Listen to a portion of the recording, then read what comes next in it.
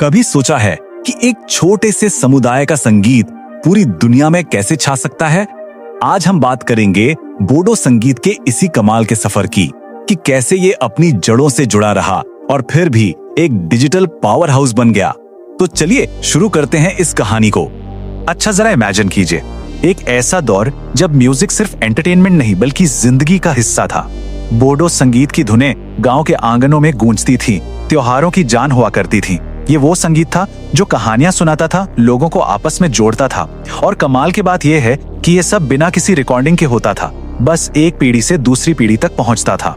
और अब fast forward कीजिए आज के जमाने में, वही धुनें अब हाई प्रोडक्शन म्यूजिक वीडियोस में ढल चुकी हैं, जिन्हें दुनिया भर में लाखों लोग यूट्यूब पर देख रहे हैं, सुन रहे हैं। आज ये एक पूरी की पूरी इंडस्ट्री है, प्रोफेशनल आर्टिस्ट, बड़े बड़े प्रोडक्शन हाउसेस, सब कुछ।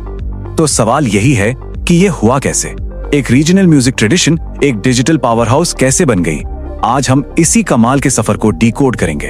तो कहानी शुरू होती है एकदम शुरुआत से। पहला पड़ाव, लोक गीतों से रिकॉर्ड्स तक का सफर। वो दौर जब इस संगीत की नींव रखी जा रही थी। देखिए, बोडो संगीत की जो असल जड़ें हैं वो हैं इसके पारंपरिक लोकगीतों में, जैसे खेराई और बागुरुम्बा, और साथ में थे इनके अपने देसी वाद्य यंत्र, सिफुंग यानी बांसुरी, खाम यानी ढोल, और सेरजा जो एक तरह का वायलिन है। इन्हीं से धुनों में जान आती थी।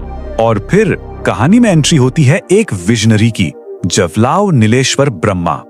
वो एक रेवोल्यूशनरी आइडिया लेकर आए, आधुनिक बोडो गीत। मतलब उन्होंने पारंपरिक धुनों को एक नया स्ट्रक्चर दिया, एक ऐसा फॉर्मेट बनाया जिसे रिकॉर्ड किया जा सके और दूर दूर तक पहुंचाया जा सके। और साल था 1951। यह तारीख बोडो संगीत के इतिहास में एक टर्निंग पॉइंट है। इसी साल झवलाव नीलेश्वर ब्रह्मा ने ग्रामोफोन रिकॉर्ड कंपनी के साथ मिलकर पहले बोडो गाने रिकॉर्ड किए।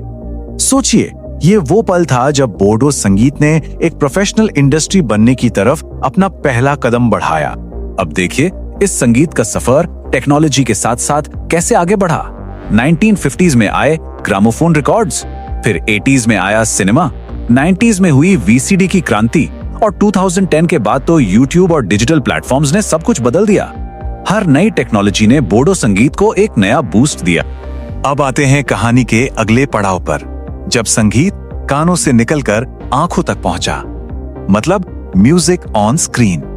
देखते हैं कि सिनेमा ने कैसे बोडो संगीत को एक विजुअल आइडेंटिटी दी। बात है 1986 की, जब फिल्म आई एलायारोन। इसने एक तरह से बोडो म्यूजिक वीडियो की शुरुआत की। पहली बार लोगों ने बड़े पर्दे पर अपने गानों को कोरियोग्राफ्ड सीक्वेंसेस के साथ देखा।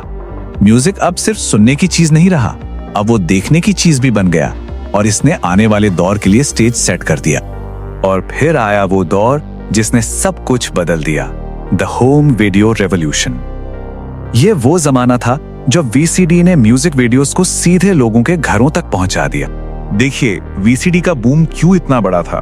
क्योंकि जो सेल्यूलॉइड फिल्म होती थी वो बहुत महंगी थी, बड़े स्टूडियोज पर डिपेंड रहना पड़ता था और उसकी पहुंच भी लिमिटेड थी। लेकिन वीसीडी, अरे वो तो बहुत सस्ती थी। कोई भी आर्टिस्ट अपना वीडियो बनाकर सीधे लोगों को बेच सकता था।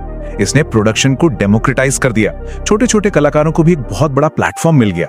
और वीसीडी का ये गोल्डन एरा था सुपरस्टार्स का। मेनका बोरो, सुलेखा बासुमतारी, गौतम ब्रह्मा, बिगड़ाई ब्रह्मा, ये नाम घर घर में जाने जाते थे। ये सिर्फ सिंगर्स नहीं थे, ये एक पूरी जनरेशन की आवाज बन चुके थे। तो वीसीडी के बाद आया असली गेम चेंजर, वो प्लेटफॉर्म जिसने बोडो संगीत को लोकल से ग्लोबल बना दिया। जी हाँ, हम बात कर रहे हैं यूट्यूब की। 2010 के बाद जो यूट्यूब बूम आया, उसने डिस्ट्रीब्यूशन की सारी लागत ही खत्म कर दी।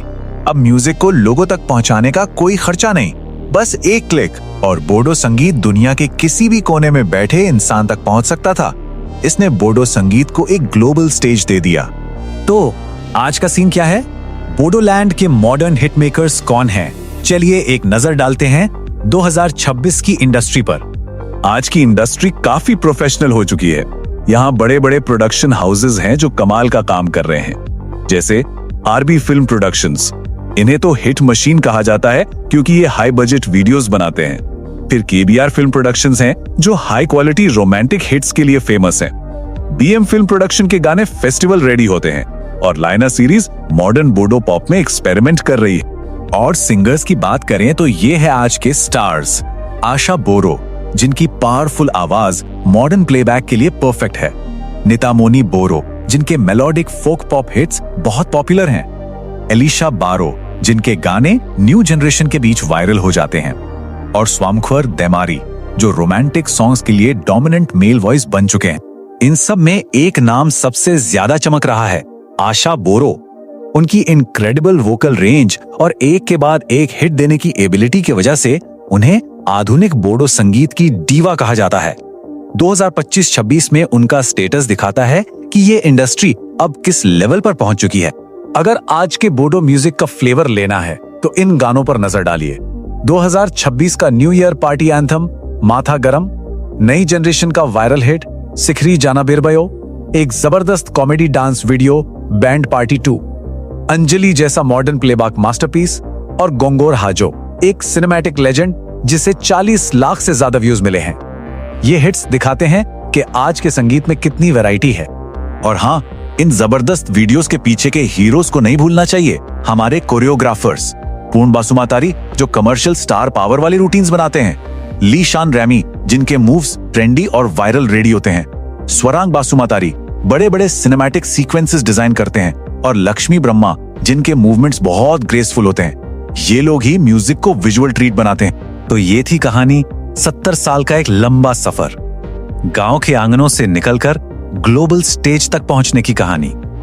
ये कहानी है टेक्नोलॉजी की, आर्ट की और सबसे बढ़कर अपने कल्चर और आइडेंटिटी को जिंदा रखने की। बोडो संगीत ने एक लंबा और कमाल का सफर तय किया है, पर कहानी यहां खत्म नहीं होती। सवाल तो अब यह है कि इसका अगला एवोल्यूशन क्या होगा, बोडो संगीत का फ्यूचर कैसा साउंड करेगा। खैर, इसका जवाब तो हमें आने वाला वक्त ही देगा। इस दिलचस्प कहानी में हमारे साथ बने रहने के लिए शुक्रिया।